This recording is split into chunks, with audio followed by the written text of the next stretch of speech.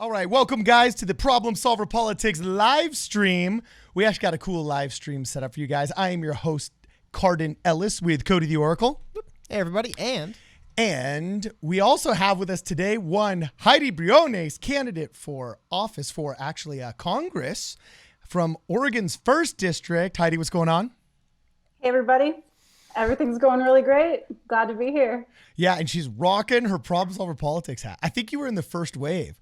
You get credit. You're an original gangster Problem Solver Politics hat purchaser. Absolutely. This is signed, officially signed by Cardin and Cody. And it says, I love lesbians because I made them write that. That's my thing. Actually, if I remember correctly, it was Lesbians for Yang. Look on the inside of your hat. we wrote I love lesbians. But I love lesbians. Twitter. Oh, that's funny. That's hilarious. And also beyond that, just a little bit of inside lore. You, in general, have been one of our earlier fans. I remember seeing your name comment on our videos going way back. So I thought it was very cool. That's why when we started, we haven't done interviews for what? I don't know. I think the last interview we did, we had technical problems and lost all the data. And then a bunch of crazy stuff happened. We could never get together. So and I'm like, okay, I'm done with interview stuff. I'm tired of the audio not working. And that's why I've been watching you go from, like I said, I've seen you guys commenting on it and then just interacting on Twitter and now running for office. I was like, when we start doing interviews, you're the first person I wanted to reach out to, made sure we had. No, you guys got me through, the beginnings of the Yang campaign for sure. And all of that. When there wasn't a ton of content on there, you guys just brought it like hard, and it was amazing when I followed you the whole journey. So it's been fun, and now here we are together. It's great. Yeah. So basically, you've decided to run for Congress, and this is one of the really cool things that we really liked about the Andrew Yang campaign that we actually had speculated in the very beginning that hopefully this would push the Overton window into more talk about UBI, and you're obviously one of these. Now I'd say about. Wouldn't you say maybe about 10? We've probably hit double digits now of different candidates that are running for more local positions. Obviously, you're not running for president, but for local Congress, local state assemblies, local state senates, and so on and so forth that are really pushing this UBI. There's kind of like this UBI coalition that's developed, of which Heidi Briones is definitely one of the first out of the gates. So we wanted to make sure that we caught up and talk with her. It is kind of weird. Now I'm like friends with these like progressive people. I liked my tribal life before. This whole like following Andrew Yang thing, like now I have to be friends with all these people. They have like Act Blue links. I'm like, I don't want to sign up for Act Blue. I gotta like wash my hands. I'll send you a check. You know what I'm saying? But she's a super cool person. I'll give you my address. It's cool. Rock on. So anyway, she's a super cool person that actually garnered a lot of really great conversation in some of our early live streams. So we wanted to make sure that we had her on today to talk a little bit about her platform, a little bit what it's like being a candidate running for UBI, and what the experience is like, so on and so forth. So without me saying anything more and without any further ado, Heidi, just tell us like what made you want to jump into the race and what, like, how did you go just from being the person you were a year ago to all of a sudden saying, I like this UBI thing and I'm going to run for Congress on it. Like, what was that process? Yeah. It's definitely a process in the making. I mean, there's obviously a tipping point, and the tipping point was Andrew Yang suspending his campaign was my tipping point. And pretty much immediately after that, I decided to declare. But going back before that, obviously there's some backstory, but I had a degree in politics, and I didn't necessarily get involved in politics. I thought I was going to be a lawyer, and I decided to not do that, which was a good decision. And I went to Taiwan to teach English as a second language. So I did that instead, became a teacher for the better part of a decade. And teachers don't make a whole lot of money, let's be real. Hello. So I did a lot of other things in between then. I built my sales skill set. I drove for Lyft. A ton, so I got to know the gig economy. When I was a PhD student, I would do freelance writing and sales jobs on the side to just keep myself afloat. Decided to leave my PhD program in linguistics and went up to Reno, Nevada, and got a job at the Tesla factory. And that was when I got introduced to automation. So they threw us on semi-automated lines where we were working with machines. building battery modules. Oh for no, the you Model had to be 3. part of the process. It's not even like they segregated the humans from the machines. You're actually forced. Like, did you start getting that effect? What was that movie Ex Machina? Where like a human will forget that they're dealing with a machine and start imposing a personality on it. I can't remember the name of the effect that it's called, you know, or like, just like there's the Rorschach test. I can't remember the name of the test, but there's like, supposedly there's a test where a human stops remembering that it's dealing with a machine and it forgets that it's dealing with a robot. Did you ever reach that point where you just started like talking? Did you name them like in 2001 A Space Odyssey? Pretty, you know, they weren't like that type of robot. They were pretty basic. They're basically like an assembly line that was, you know, automated, and we would do our one little task, you know, our one super repetitive part to it. But it does get weirder than that. I mean, Elon would come by actually a lot, saw him like several times on my actual line, checking out what our processes were and how to make it more efficient. Well, One, cool. because we had a huge push for the Model 3. The battery modules had to get made crazy fast because everybody was like, they were back ordered. So we were helping with that.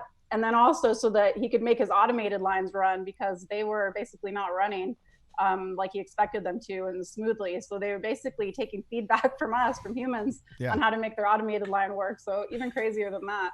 Hey, how can we get rid of your job faster? You know what I'm saying? Yeah, exactly. Yeah. And for me, it was like, hey, this is kind of a fun job for me to do for a little bit. But a lot of my coworkers, this was like, they moved from the Midwest, from the Rust Belt. This was like their thing. They were like, I'm making 17 an hour now. I used to make 10 bucks an hour. This is amazing. Like I can actually afford things now, and this is great. Yeah. And I'm just like, oh my gosh, like they're gonna get rid of your job. Like this is sad. So that's kind of when I got introduced to the concept of automation. And then I heard Elon Musk mention universal basic income. I think Obama in a speech mentioned it. I just heard certain people talk about it, got into it. I thought it was a fringe type of thing. Didn't really think it was anything that would happen anytime soon. I knew it would happen eventually, but I was thinking like 50 years, you know, out in the future. Yeah. And then, ran into Andrew Yang's campaign. Probably back, I guess, February-ish of last year. He started popping up, and I was like, what? There's somebody actually running on this? Like, is he legit? Yeah. And then, of course, went down the rabbit hole with everybody else. Watched everything obsessively that I could find on him. Read through all his policies. I'm like, this guy's legit. I like it. This is pretty cool. Let's see what we can do. Volunteered for him. Created my little Lesbians for Yang deal. And yeah, just got so obsessed that the second he dropped out, I was just like, well, we can't stop here. Like if we can't be the cult of Yang, like we got to continue this, you know, like, we got to make this actually happen. Oh, that's too funny. So did you literally like just go on the internet and print out the FEC paperwork that night? What happened? Pretty much. It was like the next day I was like, how to run for Congress. Like it's like that. Like, yeah. It was like that. And I was like, what's the barrier of entry in Oregon? And it turned out it was only $100 to get on the ballot in Oregon. So I was like, well, that seems extremely low. So I think I could do that. And so I just did that real quick. It's only $100. Yeah, $100. And then, but I realized that there's a trick to that. So yes, you can get on the ballot for $100, very low entry, but to get into the voters pamphlet where people actually read about you and know who the heck you are, since we're vote by mail, everybody gets their voters pamphlet, little booklet. That's $2,500. Okay, so I was like, yeah, it's $3,000 here in California. Like, okay, so that makes a little bit more sense. Do they get you to like per picture and then like per No, for a picture it's more. It's such a racket. And the other thing is if you want it translated, it's $800 more per language. So it's like this smorgasbord fee that you can pay. You know, you're like, ooh, do I want to cater to the Vietnamese crowd? That's an extra $800. Like, if you literally want to get the top 10 languages in Los Angeles and you're running for Congress, you need a down payment of like $10,000, dude. You know what I'm saying? It's gnarly. Oh yeah. Okay, cool. But I got the signatures actually. It was 300 signatures was the other. You could do either or. So I actually got Yang Gang together. This was back before we were obviously living in a pandemic. But I got them all together in late February, and we went out and we canvassed, and we got the 300 signatures. So Yang Gang came through for me. The PDX Yang Gang was awesome. Okay, so were you wearing your problem solver politics hat during the process of gathering signatures?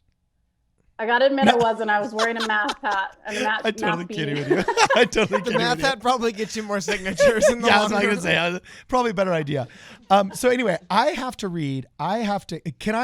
will you indulge me? And can I read a little bit of your About Heidi section? Because This was so beautiful. I loved it. I really, really loved it. And I'm only going to scoff twice. I only found myself scoffing twice. So if I were a teacher grading this is like a 98%. That's an A. All right. So anyway, hello, my name is Heidi Briones. I live in Hillsboro. I love the people and natural beauty of Oregon. I love that opening statement. It shows you're a normal person. It says, I also love that Oregonians are open-minded and progressive. I've learned, I bristle at the word progressive now. That's my only bad one. But I like you. And I love citizen politicians, and you're a citizen. So we're going to keep rolling with this. I grew up in Southern California and often think, wow, Oregonians are what Californians used to be like. There's a lot of states that are like that now, where you go to them and you're like, wow, this is as cool as California was in the 80s before we all ruined it. You know what I'm saying? Before corruption and homelessness and pandemics and massive illegal immigration topped by the fact that they're taxing us like literally to death. So, and I'm not even going to get into that. But anyway, wow, Oregonians are what Californians used to be like. Always think of innovative ways to make tomorrow better. People used to say everything happens in California first, but to me that has changed. Now I believe everything happens in Oregon first. I am not ready to cede that everything happens in Oregon first yet from California. As a California myself, I'm not willing to cede that yet, but I continue because I identified this. Okay, I really identify with your story here at just as a fellow millennial. You and I swear we have like the same story here. The story of how I became a political reformer is in many ways ordinary. That is to say, my life challenges reflect those encountered by almost every young middle-class person of my generation. And what she's about to say here, audience, I felt in the core of my being. At the same time, I have lived an extraordinary life, having taught school abroad for several years and coming to the understandings of the realities of globalism. Allow me to tell you more. Like most people of my generation who were raised in middle class and working communities, I was taught that if you worked hard and got a great education, the American dream of prosperity and stability would be achieved. I was taught the same thing, Heidi. I think that was a great way to introduce who you were. And she continues saying, I believe those values and got a great education. I earned a bachelor's degree from the University of California, Santa Cruz, then a master's degree. But the robust job market I was promised didn't exist. I graduated in 2007, Heidi. Yep. 4 months. 2006. Yeah. 2006. Yeah.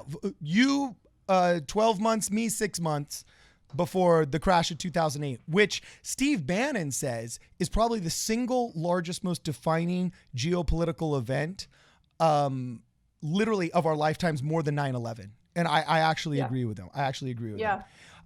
And then you continue to say, instead, millions of Americans were losing their homes to foreclosure, and the federal government's answer to that crisis was to bail out Wall Street investors and ignore Main Street homeowners. This is where I think progressives and Tea Party people are absolute brothers. Like people say they're on the opposite ends of the spectrum. No way, dude. I love that sentence. Instead, the federal government answers that crisis, which is bail out Wall Street investors, ignore Main Street homeowners. I have always had an adventurous spirit, so the absence of a strong job market made me easy to accept jobs teaching English, and you went overseas to Taiwan and South Korea. And then you mentioned how that taught you a lot about globalism and how it's actually a very real, not threat, but real phenomenon. And then this is what I loved. You said, when I returned home, I left my life of extraordinary travel and adventure behind and joined the ranks of the ordinary.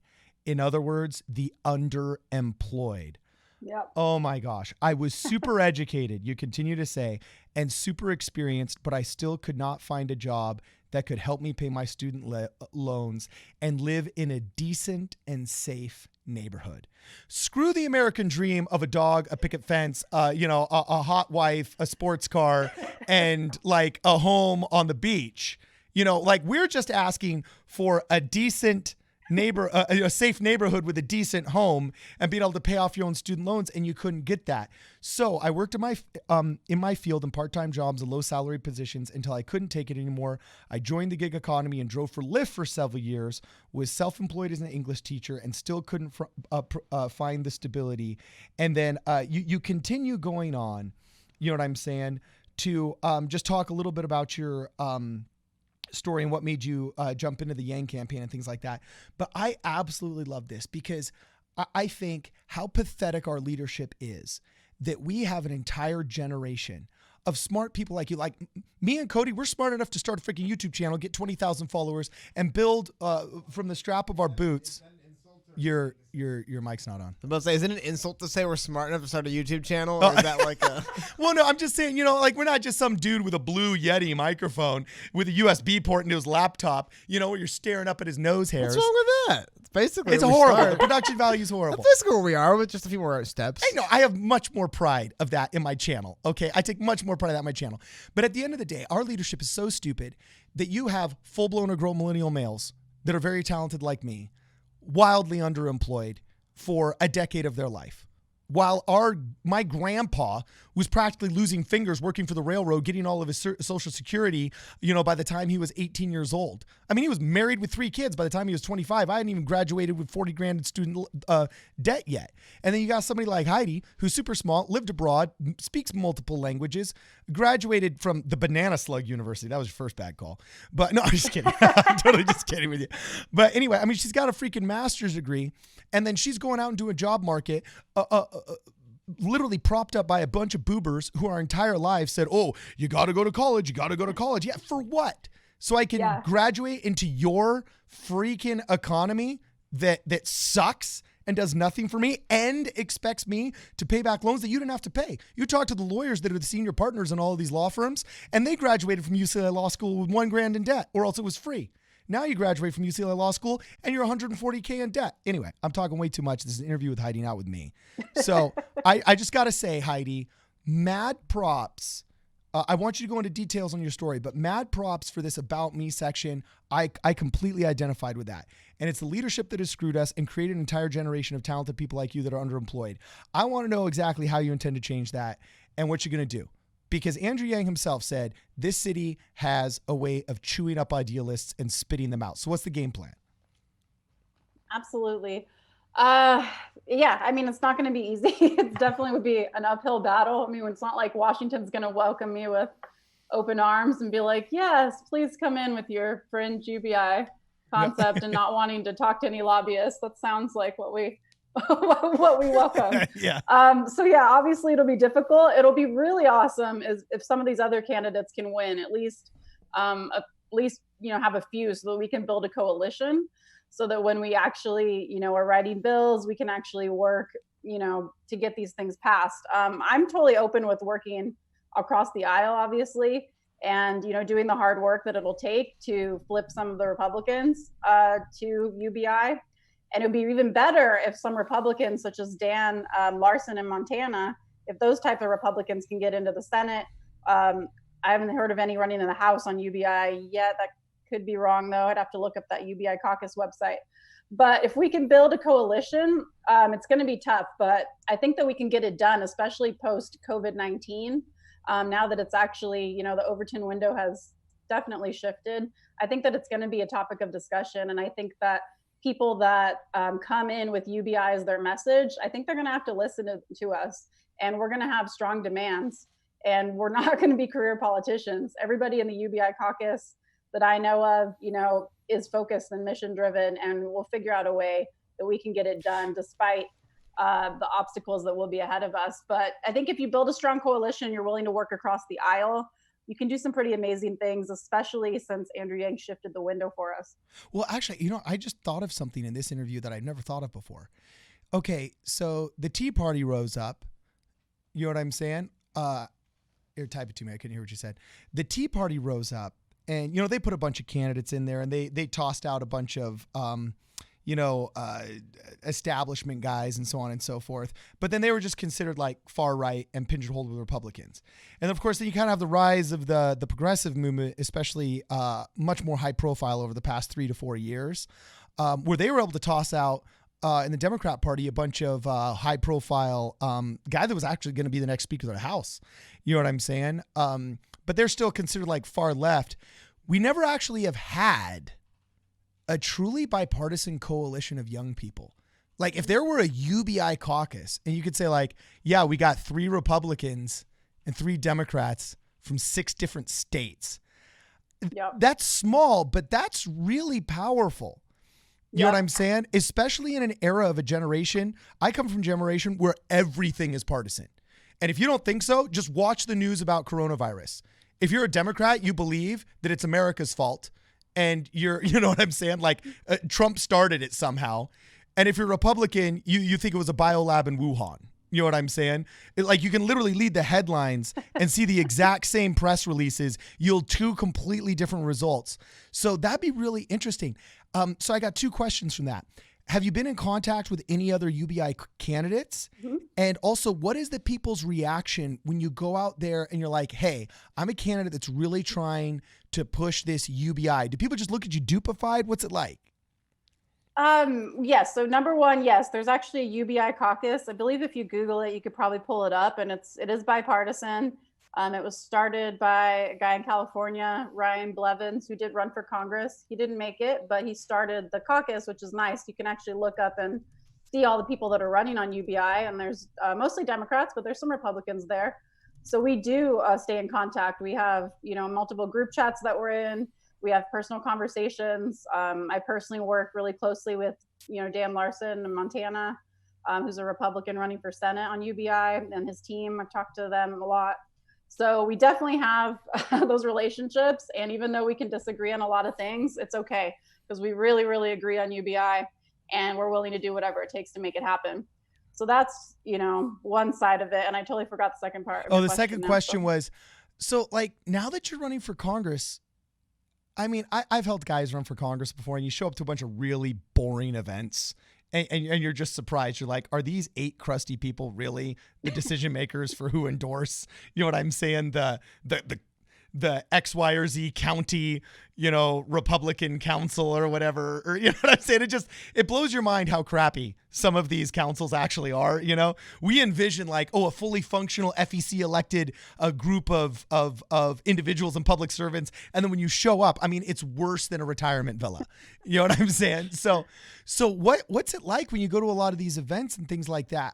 Do you feel there's a general understanding of UBI? Do you feel that you kind of just have to explain it to a lot of people? How's that go down?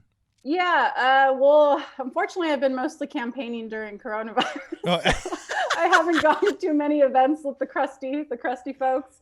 But when we were canvassing, back in February before, shit hit the fan, so to say, we did have a lot of conversations. We had some pretty interesting conversations with like some older people about UBI. They all knew what it was. Like nobody was like, really, what is that? I think maybe we got one lady that was like, explain to me what that is. But most people knew what it was. They were somewhat familiar with Andrew Yang. They were like, oh yeah, I kind of liked him, that kind of thing. They're like, I'm not too sure about UBI, but I don't know. I'll think about it, kind of a thing. Or some were just on board. So I think that Oregon is a little bit ahead of their time in a lot of ways. And we do live in a pretty open-minded kind of area around here. So you got Nike here, you got Intel. I'm not in a super rural area. So when I'm canvassing over here, people are pretty aware. And some of them, I get supporters that like me for all different reasons. Some of them just like my general vibe. Some of them like me because I'm openly gay and I'm running and they think that's cool. There's all kinds of different things. And then I can lead that conversation into, but I'm running on universal basic income. And they're like, oh, interesting. And they're like, that is kind of a good idea. Now, especially with coronavirus, when I brought it up to people, they're just like, yeah, I definitely think we should have one right now. Like for sure. Like absolutely. Like, and then maybe continue it on after. I don't know, but for sure right now. That's not a tough sell. So the conversations are getting easier and easier as we go through this. Yeah. So like it's so interesting you say that I'm campaigning during coronavirus, like right when people have basically received their first UBI check ever. I know the Trump checks are stimulus. It's not UBI, but really it's the first check from the government that somebody has received in an unconditional manner in my adult life. Since the Bush one, but I was barely an adult. I was barely an adult. I didn't get it either. I'm just saying, technically, W did give people, what was it, $500? $500, I think. Yeah, it was 600 actually. I remember getting 600. Okay. That might have just been because I was a registered Gotta Republican. look out for W. I think he gave out extra. No, I'm just kidding. So we got some super chats. Cody, hit the super chats. We got some questions. Okay, cool. Well, you got to put the camera on you too. I know. It's been on me this whole time, and I'm feeling awkward. Shout out to Captain Kel Diggs. There you are. Yeah, so I'm still here. Shout out to Captain Cal Diggs. Super chat said Heidi for governor of Oregon. Hey, or also you guys might be. We were talking about it, you might be folded into. Hold on, we'll talk about that 1 second. I want to get to James Abrams. Also $50. What's up, guys? What's going on? And sup, Heidi, you rock. Yang Gang currently on the New Jersey to West Virginia near Kentucky line, 82 miles away. Will listen, can't type back. Roland. P.S. This was pre-typed. Try to start until I pull over. LOL, Yang Gang. Well, thank you very much, Tim, man. James, I love James. Thank you, James. He's one of my best supporters. He's awesome. Oh yeah, no, he's a very cool guy. Yeah. Very cool. I mean, that's one of the cool things about. It's kind of one of the interesting things about, and I think what's led to. We were just talking about the UBI caucus. I'll throw it back on the screen so you can kind of see these names of people right here. That was one of the things I wanted to kind of ask you about. Was what. We talked before about when you kind of decided to run, but there is definitely, I've had so many people, you include, some people just speaking, it's almost like running on UBI, but not just UBI, Universal Basic, kind of the, I don't want to call it Yangism, I don't know the word for it yet, but kind of like the Andrew Yang idea of the future of politics. And I'm wondering if there's been anything over now obviously the UBI during the pandemic, but just as you've been going through the process, it's kind of one thing to say, I'm going to run like on Andrew Yang, it's not his whole platform, right? Your own ideas, but I'm going to bring UBI and kind of what he was talking about. But was there any been kind of moments along the way where you realized like, holy cow, that was one of the things people were talking about 9 months ago as you're kind of putting through your whole platform, if that makes sense? You mean just like in his general overall philosophy? If that's just anything that you've noticed over the months as you're kind of putting together now your platform as moving forward, where it's kind of like, oh holy cow, yeah, now I do know why I'm X, Y, and Z have kind of come together in a certain way. I don't know. I feel like it's one thing to look at something, another thing, because I've seen just so many people that have been just inspired to run, where they're just like, you know what, to hell with it, I'm just gonna go run and make this happen. It just kind of over time, many pieces that have fallen into place, I guess. Yeah, kind of. I mean, I guess it's sort of what Carden was reading about my story and how that connects to so many people. I mean, I'm really just telling people my story. That's really all I'm doing. And people are like, yep. Like nobody's like, oh no. Like we send out these emails about my story and we'll have people respond that are like moms and older people. They're like, yeah, my kid's going through that. They've been struggling. And they tell me they're underemployed and that it sucks out there. And I hate that for them, and it's like, everybody's connecting with it. So I think it's more that overall just message that he tapped into that's so human. Mm-hmm. So I think it is the humanity forward, humanity first, whatever you want to call it. I really think it's that. It's this core to our humanity that we don't see in politics. That's just so real. That's very cool. I think I saw one thing I thought was interesting was, I forgot who said it. I feel bad. I don't remember who said it.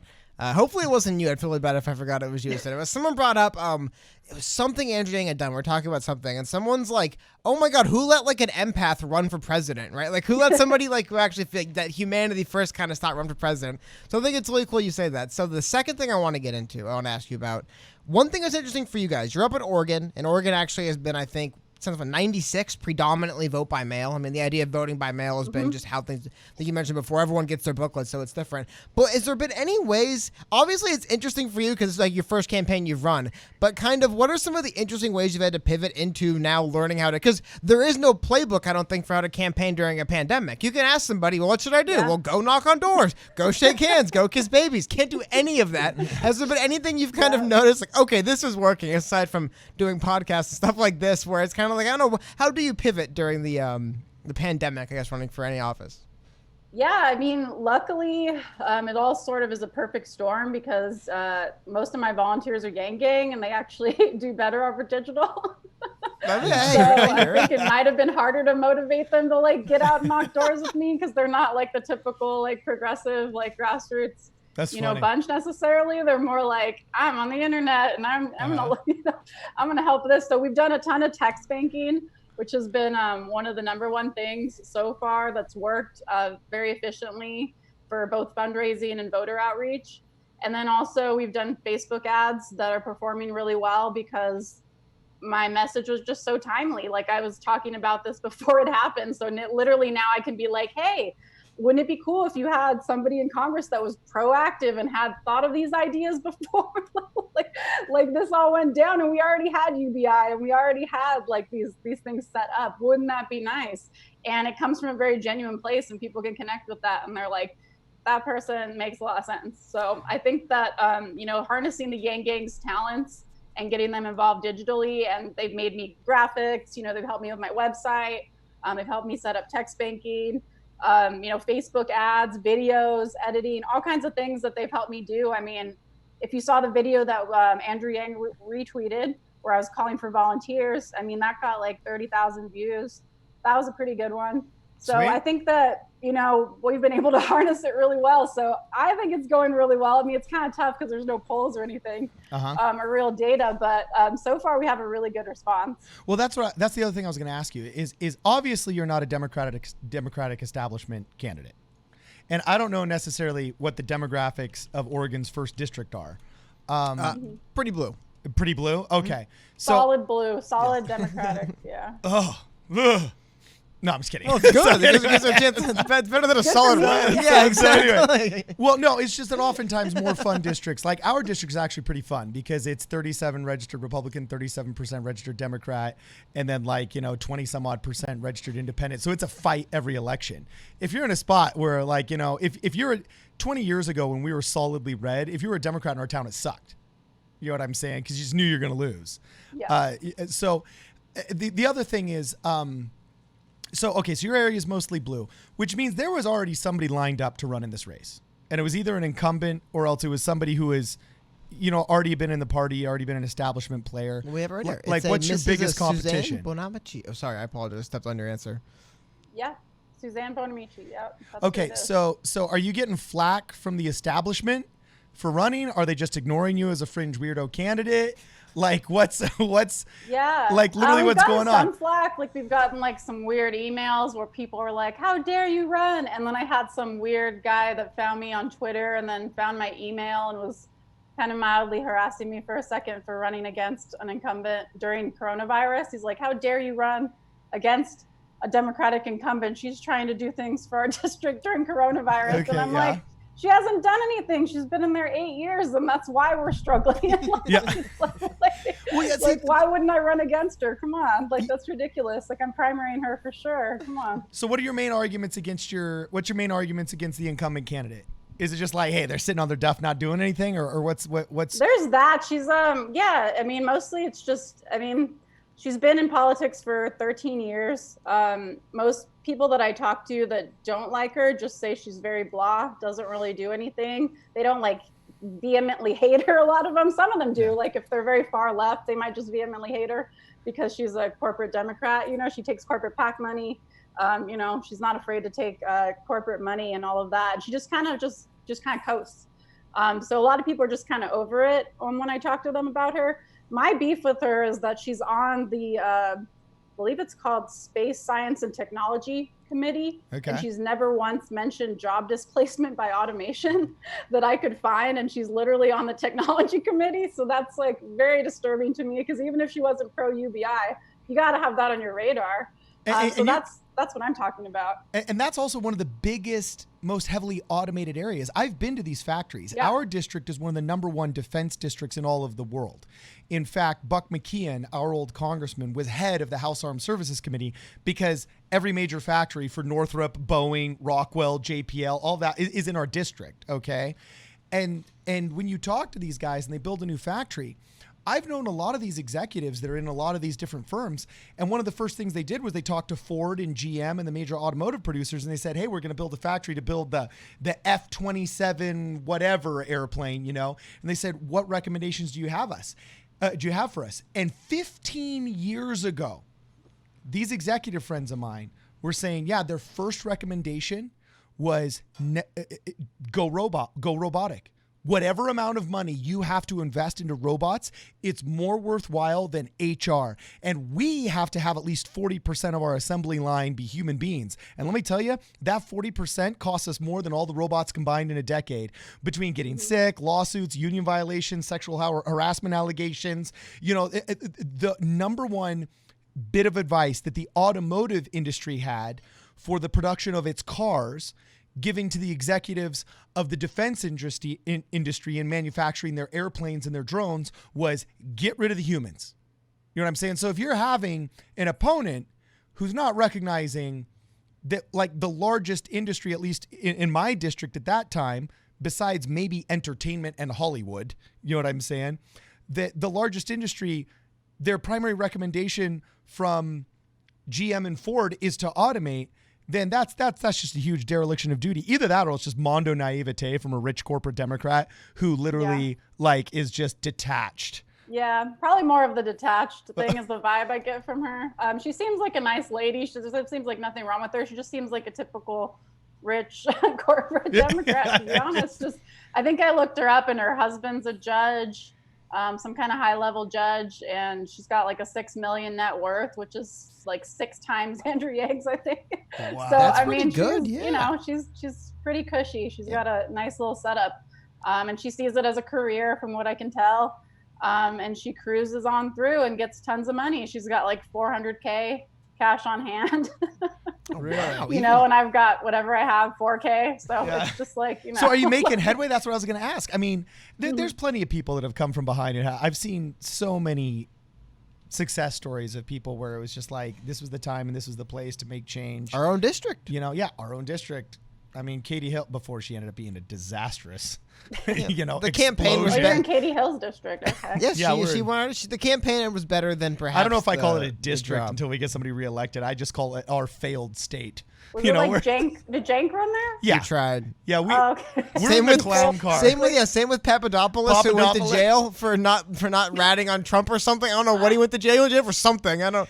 But hold boy. on. You got a One mess. sec. We had Yeah. Cenk Uygur, the guy who fell on his sword for Donald Trump running. For some reason. We had the volcanologist that I voted for. There was a Democrat who was actually a really cool Jess chick Phoenix. named Jess Phoenix, and I voted for her because I always Shout out to love Jess Phoenix. I love citizen politicians. So it was in the primary. It wasn't in the general, but I voted for her in the primary because I want to boost that girl's profile. She was cool.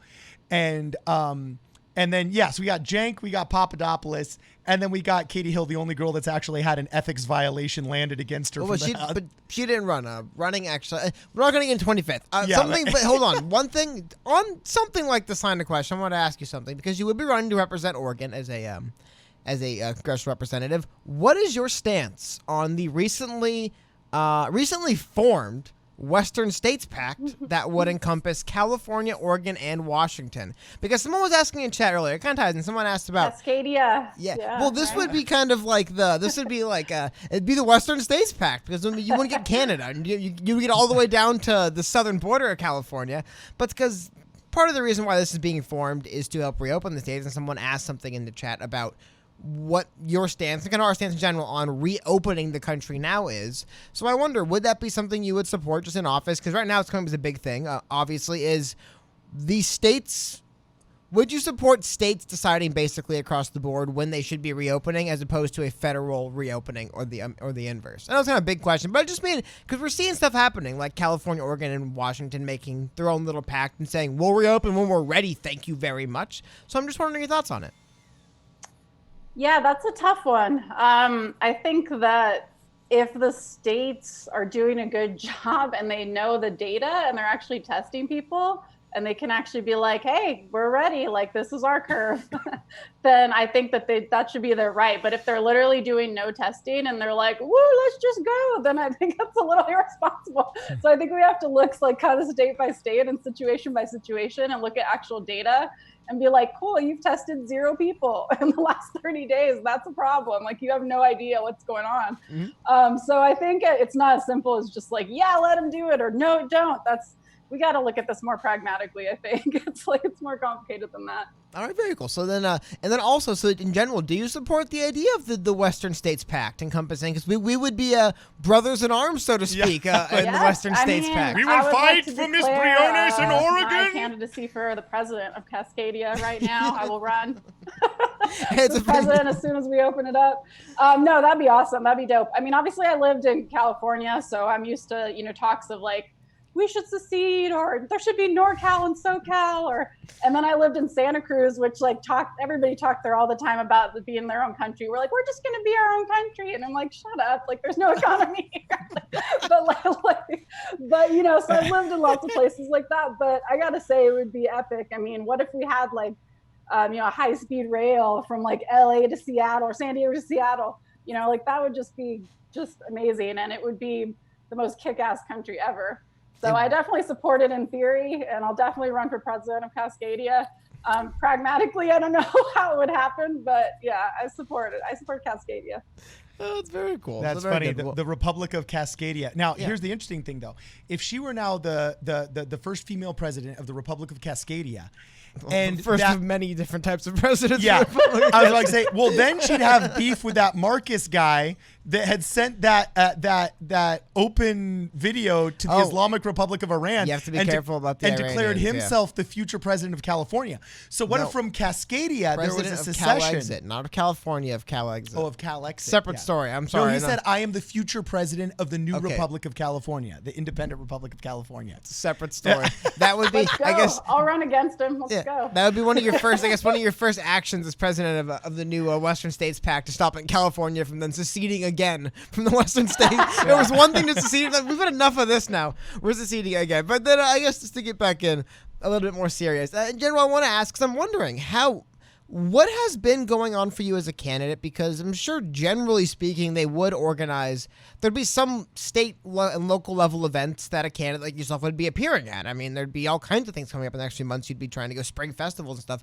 With all that shut down, has there been any communication? Have you been able to find anything from the state on what they're going to do with these upcoming elections? They're just going to say, well, people got the pamphlets, so vote through those. I mean, has there been anything they've been trying to say about setting up virtual town hall events, or has that kind of just been like, hey, look, there's no public events at all, guys, so you're kind of on your own? Yeah, I mean, it was weird because right before it was declared an actual national emergency, I was getting all these emails from, like the Democratic Party, like, come to these events, and it was always super expensive. So I was just like, what? Like, like $5,000 and we'll put your name on the thing and you can schmooze with all these like bigwigs. And I'm like, cool, not really my scene. So I was getting some of those, things, and then it sort of just stopped. And the only thing I've seen as far as virtual town halls was, I believe, the incumbent's done a couple. I believe she's had some virtual streams. I don't know if anybody tuned in, but I believe she's had a couple. So here's my question: What keeps you from just getting stomped? I mean, obviously you're the underdog, okay? Yeah. Obviously, you're the underdog, but David was the underdog too, and he walked out with Goliath. And the orthodoxy of the time was presented by his father, who was king, or one of his friends who was king, and said, "At least use my armor." And he's like, "No, I won't use my armor because I got the power of God, and I got this really cool sling." You know what I'm saying? And then the famous story is that with the sling he knocked out Goliath, right? So like, what's the sling? How is this not a story of this fun little lesbian running around promising free money? You know what I'm saying? That ultimately gets squashed by the establishment and a bunch of old boomers that are like, who's that kid? What's she doing? What is she, one of those vegans from UC Berkeley that moved up to Oregon's first district? You know what I'm saying? Like, so what keeps you from just getting stepped on like a little bug with $4,000 by the corporatist who's got 400,000 in the war coffers and can just like accuse you in negative Facebook ads of something heinous and run you out of town? Like, what is your sling? What's your David and Goliath sling, Heidi? Totally. Well, one sling that I have is that she's not going to campaign or try at all. So there is definitely an opening for a dark horse candidate here. Like an AOC she's not victory. Gonna try. She's not going to try. My personal sling, I believe, is my message. And Oregonians do read their voters' pamphlets, and they sure as hell are going to read them now that they're stuck at home. Yeah. Got shit else to do. They're going to open their voters' pamphlets. They're going to read about this little lesbian trying to give away money. And they're going to look me up online, because this is what they do. We're super nerdy here. They actually take their voters' pamphlet out. I've talked to people, and they sit down with their family, and they Google the candidates. And I'm going to have a pretty powerful message. I mean, if you look at my website, even versus the incumbents, looking pretty good. I have tons of interviews. If you look at my interviews, I have so much. People could do a deep dive into Heidi Briones that they cannot do into any of the other people running.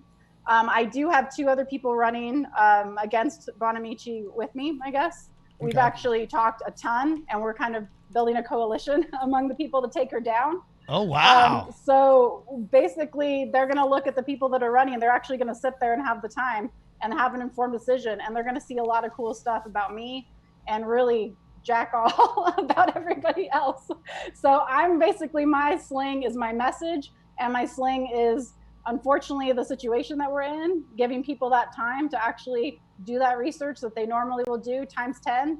and vote by mail. I mean, all of this combined creates an opportunity for me. Yeah, see, I was about going to say what's so interesting is I don't, in my mind, I almost view coronavirus as being a big flattening a playing field.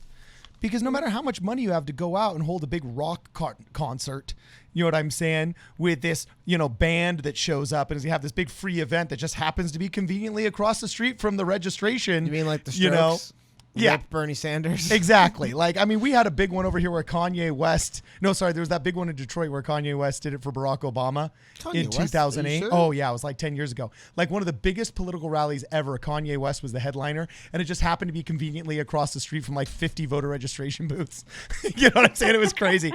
You know what I'm saying? Well, those kind of high dollar events that the people with 400K can pull off, we've all seen them, these lavish fundraisers, the wine caves, the $500 a plate McDonald's burger meals. You know what I'm saying? The wine cave. Yeah. So like, They got obviously, those up there in Oregon? They got wine caves in Oregon? You got wine caves?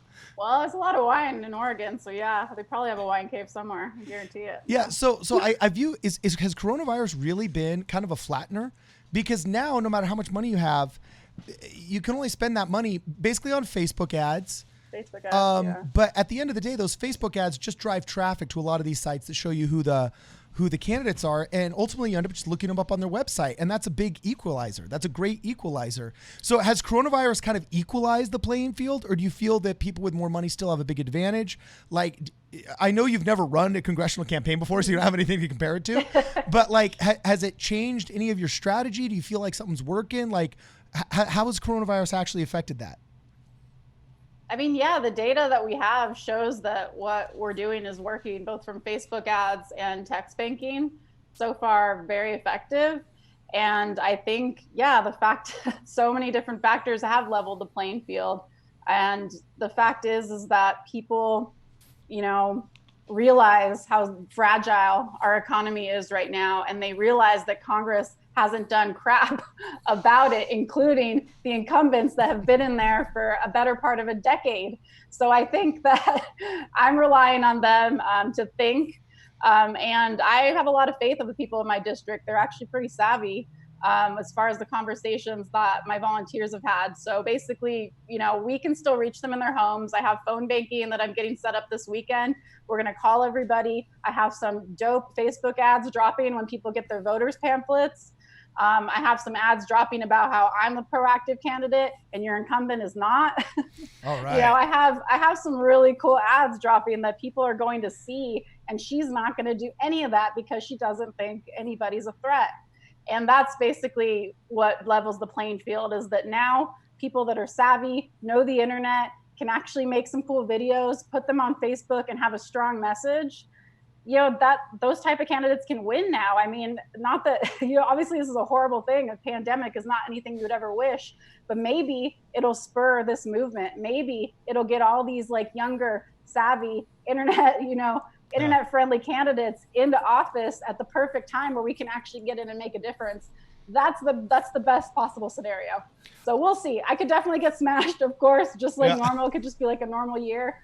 But you know what? I'm going to come in a very strong second at the very least. I already can tell that from what we're seeing in just the data and the response that we're getting. Well, enough that you'll get attention from the party, and then they can absorb you and assimilate you, and then start getting you the corporatist super PAC money so that you can live a lavish lifestyle, so that you can then ignore the next little lesbian that's running around promise people money.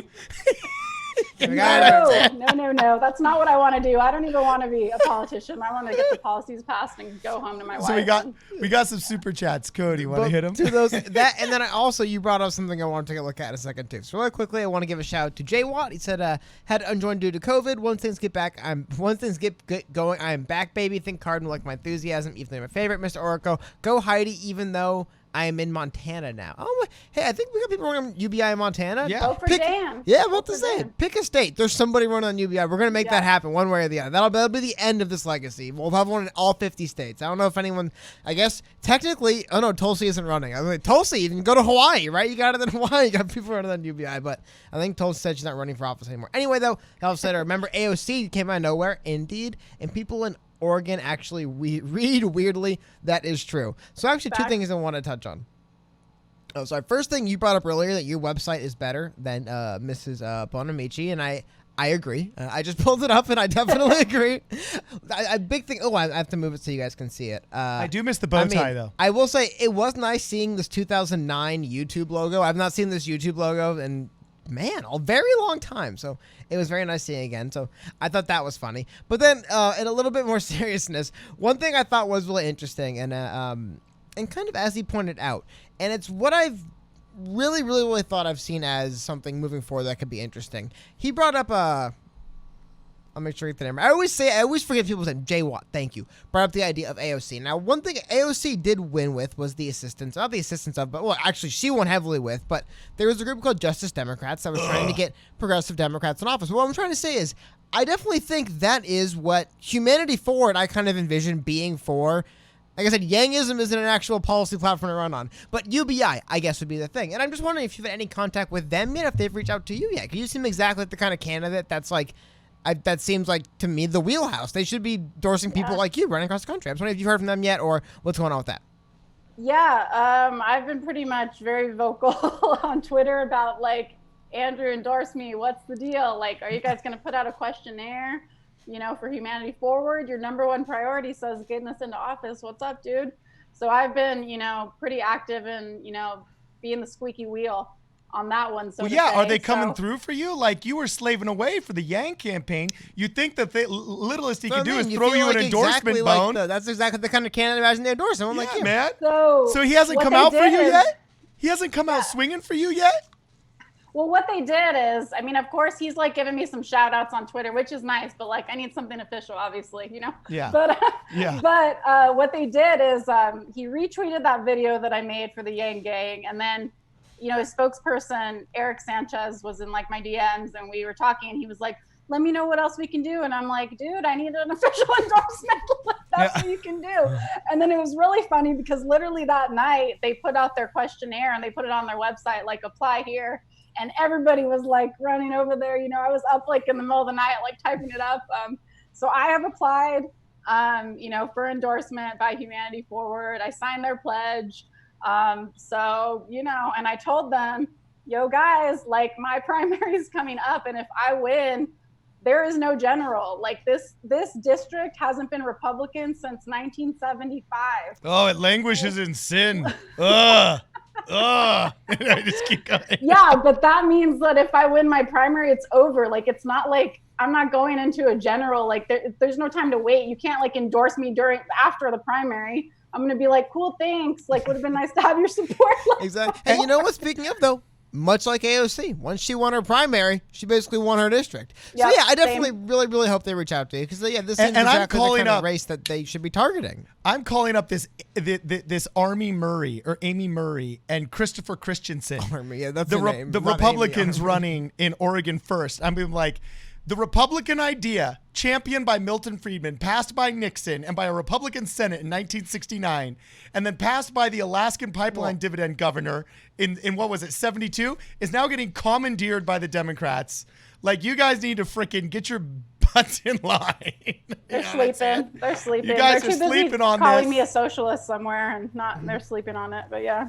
Oh, dude, that's but because crazy, I don't know, man. because that's just to get to the point. Because one thing I just went for, I'm assuming, I don't know, I always feel benefit of the doubt. Hopefully, it's just the coronavirus stuff they're condemned. Because definitely you should get endorsement from Humanity Forward. I think that's what the future of the you don't get you can try to get UBI passed just through the executive branch, but ultimately you're going to need multiple people. No. Exactly, you need everyone doing it. Exactly, and the easiest way to start that. Order UBI, Like, yeah. I guess you could try, but you probably can't do it. But that's what I mean. This I think is the future. Fundamentally, I think is one of the reasons why I'm so. It's so like it's not inspiring, but it's so awesome to see so many people running on this. Is because that's how it's going to get done. I think. Cardin brought it up earlier. I know it's kind of maybe not have been the best thing, and that'd be kind of goofy, but yeah, when the Tea Party people did shut down the government in 2013, it led to a few years later Trump getting elected and doing a lot of stuff they wanted to do. And I think this is how we need to start getting people in right now on UBI who are willing. Imagine we shut the government down over UBI during a relief thing, something like that. If there was the base in now, right?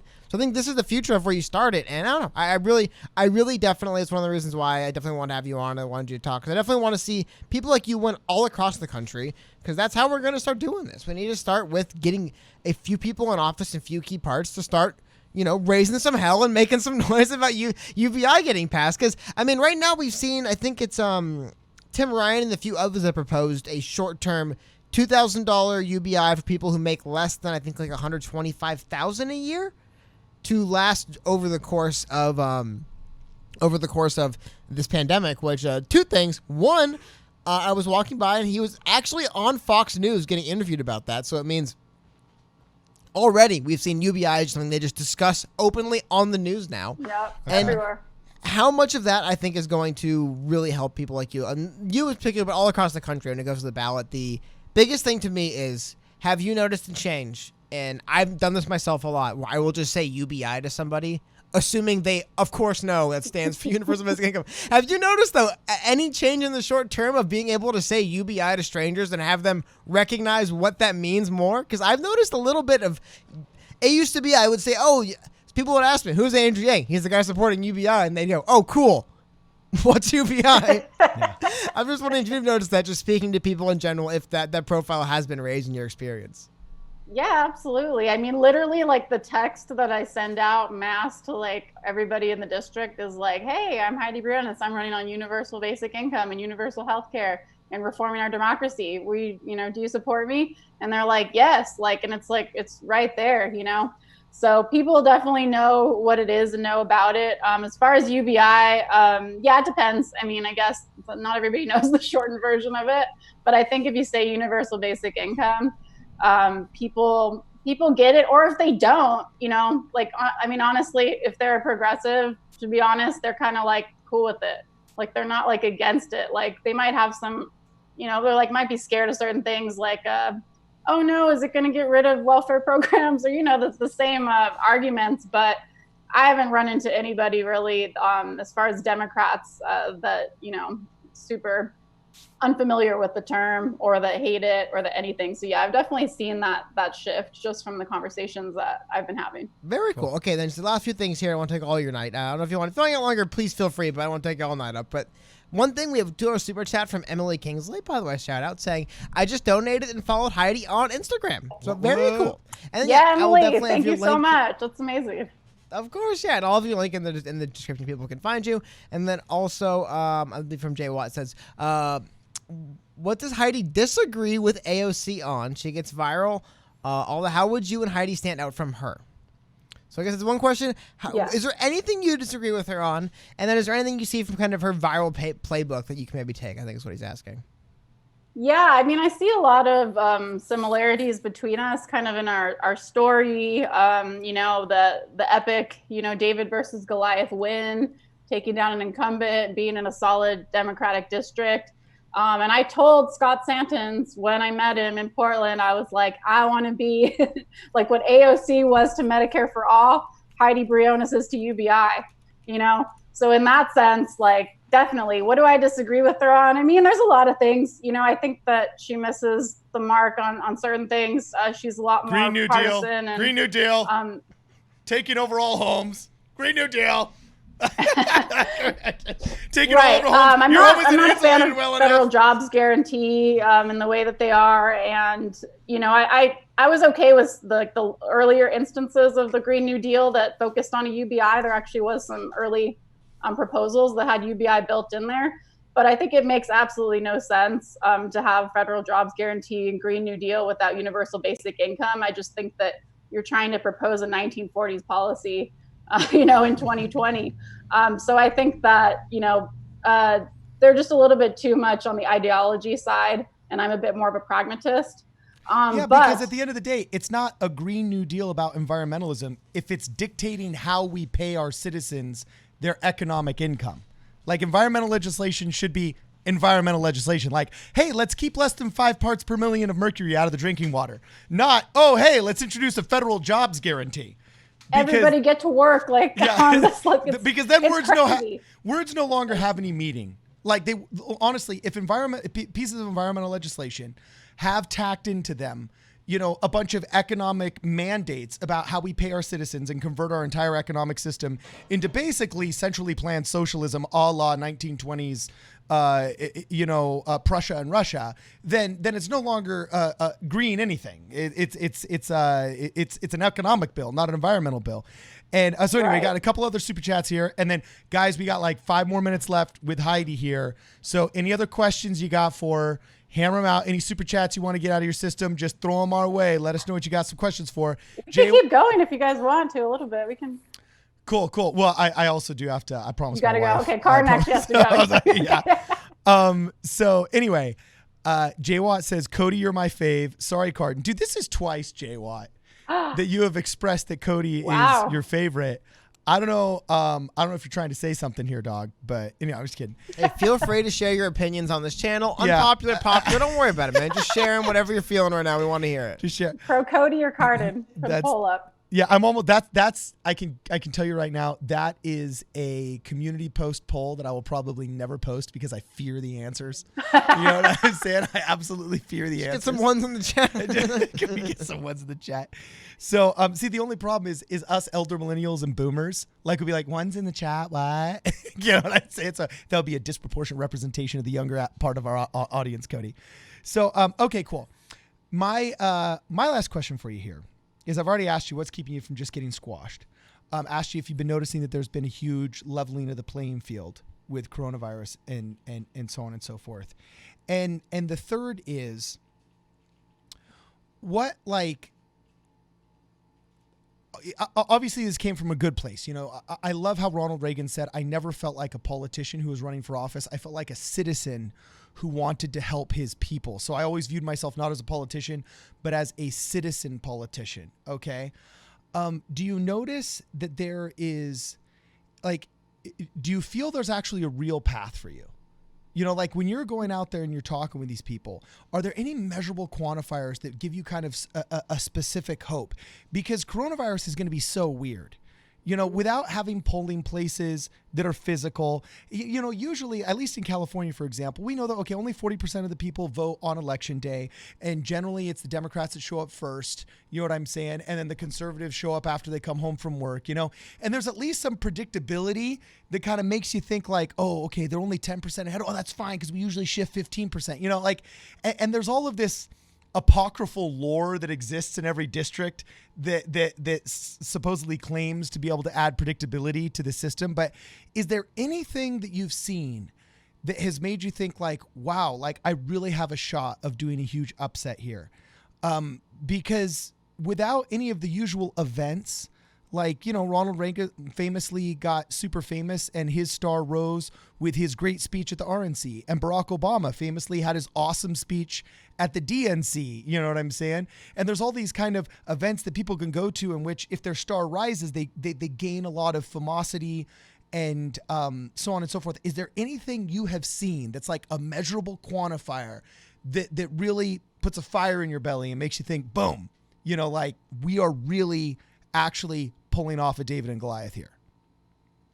Yeah, there's a couple things. I mean, first of all, coronavirus is an advantage for a state that's already had mail-in voting set up. And, they're predicting a higher turnout than normal and people filling out their ballots even sooner than normal. So there's not going to be any disruption of our democracy. So that's definitely a good thing. And it's going to make it really easy for, people to do what they would normally do, and probably, higher percentages. So there's that. The measurable quantifiers have been the Facebook ads. I'm not exactly an expert there, but the percentages that we were seeing of people actually doing the call to action that we had were, twice what the person working on it has normally seen. Oh, cool. So normally they were seeing about, 2 to 3% on other campaigns they'd worked on, and we were seeing more like 5 to 6. So they thought that was extremely high from what they've seen.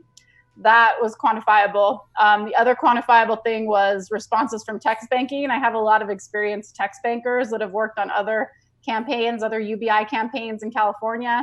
And they were saying they weren't meeting nearly as much, no's, and people were supporting the incumbent. A lot of people were way more open and wanted to have long conversations with them about me and who I was.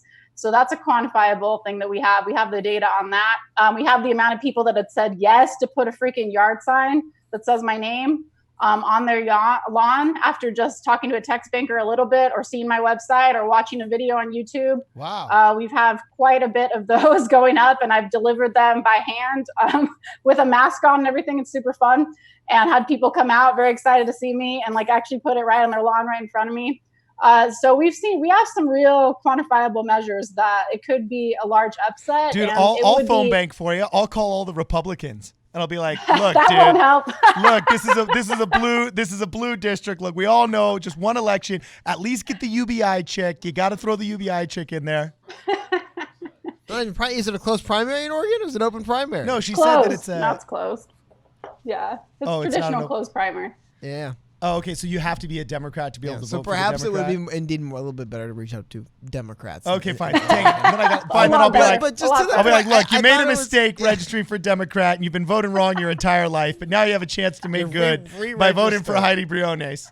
You know what I'm Change saying? your registration Yeah, I'll right be now. like, yeah, you can change your registration after this phone call, but make sure you vote for Heidi Hey, first. I guess if you get a 1,000 people to register Democrat, and that's a pretty strong pitch. Hey, I got 1,000 people to register. Yeah, but I need a lot more than that to win. So that's not where I have to focus. I gotta win Democrats over. Exactly. But one thing I thought was cool you brought up earlier, and I think it was funny. You like to Cardin brings this up a lot. What is it? It's the Bane quote from Batman. But I think as we move on further and further now down this just the pandemic, and I think just as elections are going, where it's moving online, I definitely think people coming from this kind of Yang genesis. In sports, they'll call them coaching trees, right? You have like one head coach, and his assistant becomes a head coach, and then eventually all these people are head coaches. I think that's one consistent you brought up, is that a lot of us kind of, it's like, a lot of these politicians will be merely adopting the internet, but a lot of us, like, we've come from this, like campaigning, text banking from across the country, for people, phone banking, like, this is all stuff we've done from the beginning. This is what people are more comfortable doing. I do really think, just to your point, that is kind of one thing that empowers a lot of people coming from this. It's funny. It's like, walking in and shaking hands with strangers as a volunteer for people might be weird, but if I could just text them from my computer, I'm cool doing that. I'll do that even if I live in Kentucky or Washington or wherever I live, right? Yeah. So I thought that's definitely very what cool. I've been seeing, and Yang Gang has been awesome. I mean, everything's been tough with coronavirus, but I have raised like $15,000. Average donation $23. So that's pretty cool. Hey, dude, and that's it's been, awesome. Yang Gang powered. They've been all my volunteers. I mean, I've probably got like 100 Yang Gang volunteers, which is crazy. So it's amazing. It feels good to keep the movement going, and everybody feels really good about helping me and makes them feel positive, and it makes them feel, better about things. Cool. So Captain Kel Diggs says, #Team Cardin. LOL, Cody won't play WoW with me anymore. Oh, that's an ouch. That's an Call ouch. out. We were talking. I'll come back to Classic once the BC expansion hits. Okay. Jaywalk continues saying, Cardin, I love you too. I'm just a parent that loves one child a little bit more. Hey, as long as you don't say it. As long as you don't say it in the presence of the other kid. You know what I'm saying? Then it's okay. And then James Abrams gives us a hippo little dance-in animation that says V for victory. I assume an awesome shout-out for victory for Heidi. We got another super chat. Thank you again, Jay Watt, for if it makes you feel better, Cardin, you're the main reason I became an independent, even more so than a Yang. Oh, Jay Watt. Oh, my heart soars. My heart soars. Moving on, though, I like this. Is interesting. Get this one, Cardin. And then you want to read it? You seem to like it. You can read it. I guess now I have to read it. Oh God, no. Rebug Custom FX says, how does Heidi feel about Andrew endorsing Biden? And do you think Biden can beat Trump if he doesn't adopt any of the more progressive policies? I think it's kind of interesting. Yeah, I was not a huge fan of it. I gotta admit, I'm not a huge Biden fan. So not really into him. Before coronavirus, I would have said Biden's going to get completely demolished. I think that with coronavirus, it's a little bit of a different situation. I actually think it's going to be very close because you had all these pivot counties that went Obama to Trump. And then Trump did some things that they didn't really like there was some food stamp reduction and certain things. And you could definitely see those counties pivot back because a lot of those people voted Obama and went to Trump. And you could definitely see them go Biden because they will associate that as going back to, the original policies from before that they supported. So I think that's going to be extremely close. It's going to actually be a very interesting election now, with us being in a state of emergency, possibly all the way until November. We don't actually know what the situation is going to be like, but with the economy on a downturn, it's not really good to be a sitting president with the economy going down rapidly. That's not really a good situation to be in, and that's usually when they do lose historically, is during national emergencies or economic crises. So I think it's going to be very tough. It's going to be very close. I'm not a huge fan of either of them. Slight preference for Biden, right? But imagine if like the Democrats had picked like Yang, of course, right? But imagine if there was like a Democratic candidate that wasn't like, oh God, but it's Joe Biden. Like it'd be looking very bright for them right about now. But really I feel like good, there's just really like good. There's like the Biden factor. And why don't we also get to this? Our friend Ducky Hodges said, "Hi, missed y'all. Was sick for almost 2 weeks, but hospitals in Chicago didn't want to test me because I wasn't sick enough. That sucks, man." But he says, welcome to socialized healthcare. I am back now. Love you, Heidi. So fair. Thank you so much. Exactly. I know it's funny. Some states have different takes on that. Some are like, I guess some take like the public school method of like we get paid per head, so they're like everyone's sick. We have everyone, and then others are like, no, we want to just test people that are on the other end. I don't know. It's one of the weird things. It's one of the things that's about living in the United States, where we have basically 50 nation states, according to Gavin Newsom, our great governor here.